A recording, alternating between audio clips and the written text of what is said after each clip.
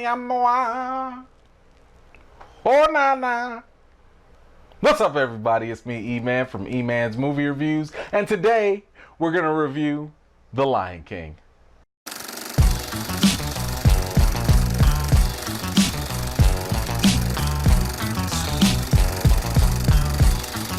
Let's get into a quick intro.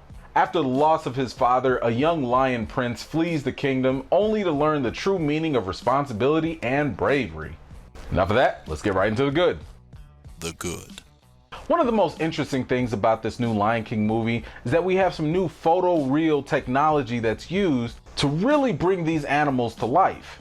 As a matter of fact, the animals in the film look so authentic that you really do forget that they're not real at all. You also have the overall scenery that allows you to totally immerse yourself into the natural habitats of these wild animals. Throughout the film, the African setting would not only set the tone, but it would also align with current situations in the movie. You'll notice the drastic change in the mood when you go from, let's say, the elephant graveyard to the more serene jungle areas. In addition to that, the cinematography was executed pretty well in this movie.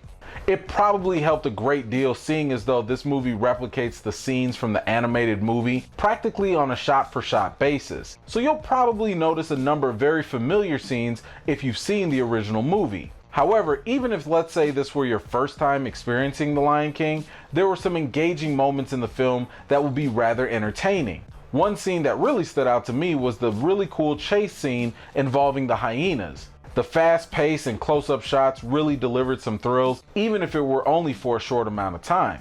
Now, I do believe that the backbone of this new Lion King movie relies on the standout voice acting and the actors. Seth Rogan was pretty funny as Pumbaa, especially with his side commentary with Timon, played by Billy Eichner. I must admit, I was really impressed with Chiwetel Ejiofor as Scar. He was able to deliver the menacing and yet convincing qualities of the character. I also thought that Donald Glover delivered a pretty solid performance as the older Simba. Both Glover and Beyoncé, who played Nala, paired up very well in their singing duet with Can You Feel the Love Tonight. Speaking of which, I do think that the notable songs in this film were satisfying for the most part. Many of the famous songs were done in an entertaining way for newer audiences to enjoy, and yet still deliver on that nostalgic feeling for fans of the original movie.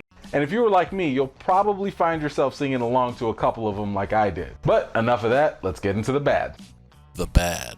Now, as I mentioned before, this film does use photorealism, and there is unfortunately a drawback to doing that. That drawback is that while we may get some incredibly authentic looking animals on screen, you also suffer from a lack of emotional expressions. You're going to have to depend on the animal's body language and whatever the voice actors are saying to get whichever emotion across. The downside I think this carries more so is with younger children. Without the flexibility of animation to help exaggerate the animal's feelings, there's a chance that younger audiences might drift off with their attention during some of the dialogue-heavy portions of the movie. Anyway, it does take a little bit getting used to at first, but if you've ever seen a nature video with a narrator describing the animal's behavior, then this won't be that big of a deal. Now, I didn't really have a big deal with this, but I can totally understand how some other people will, especially if they're coming over with some expectations from the animated movie. Another issue with The Lion King, and I do kind of have to note this, but some of the voice acting was a bit lackluster.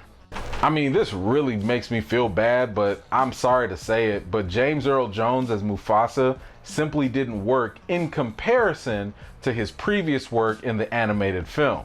Now, if you're new to The Lion King, then you won't have to worry about this criticism, but for those of you who are very familiar with Jones's previous work as Mufasa, it's pretty noticeable that his voice has lost a lot of the power that it used to carry.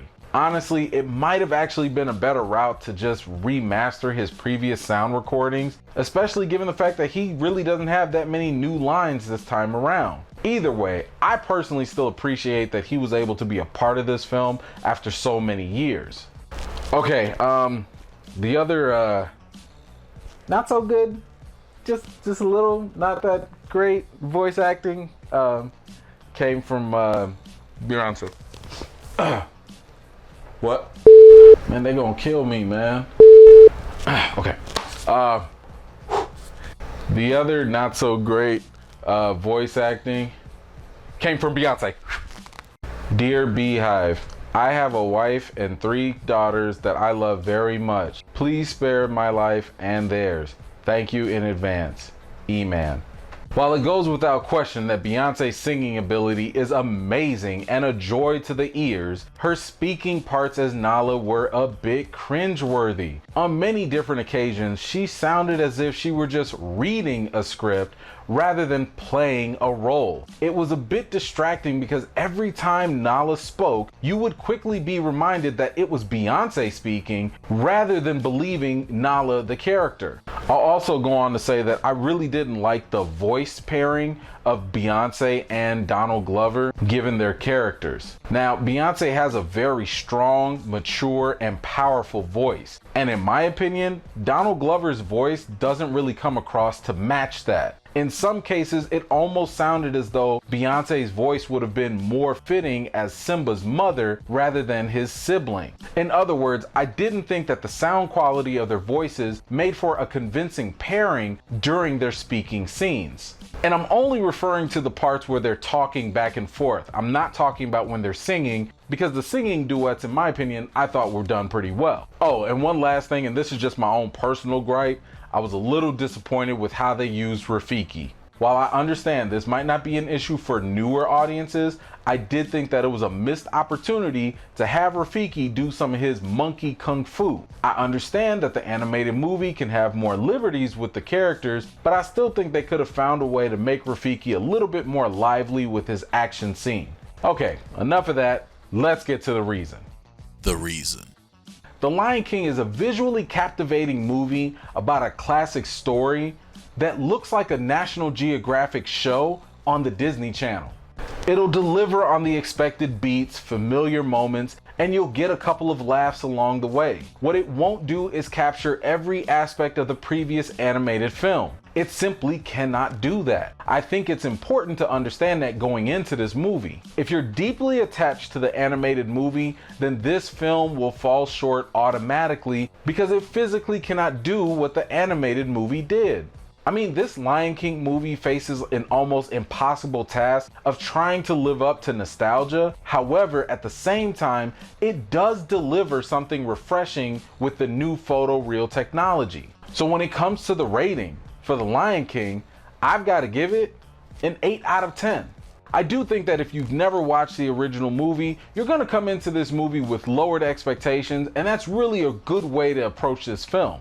It's probably a lot easier to appreciate this movie if you really don't have those fond childhood memories that other people might have had with the animated film. Now, if you're a fan of the '94 classic, I would recommend just keeping your expectations low, and you'll still have a good enough time with this movie. There are some familiar jokes and songs that you can sing along with, just like you probably did before. So feel free to watch The Lion King and enjoy it with the entire family. So you all let me know, are you excited to see The Lion King? When you do get a chance to see it, come on back to this video and let me know what you thought about it. I'm very curious to know, are you new to The Lion King? Have you seen it before? And I'm curious to know what you think about this film and or how it might compare to the original. Anyway, thanks for joining me today. I always appreciate you guys taking the time to watch my videos. If you're new to my channel, please don't forget to subscribe and give this video a thumbs up if you enjoyed it. I've got more videos and reviews to do for you all, and until next time, I'll see you all later.